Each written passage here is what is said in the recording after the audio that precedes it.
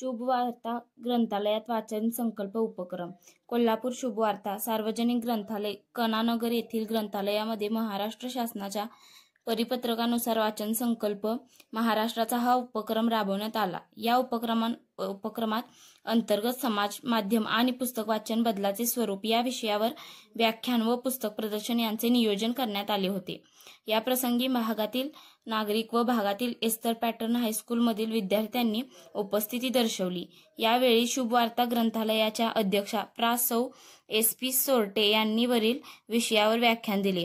यावेळी ग्रंथालयाचे सेक्रेटरी माननीय राजू कल्लापा माळगे, सदस्य हरीश कोटकर, अनिकेत मोरे, राहेल सोरटे, मंगेश कांबळे, मा. P.S. सोरटे उपस्थित होते. समता संघर्ष न्यूजसाठी प्रतिनिधी राजेंद्र समुद्रे.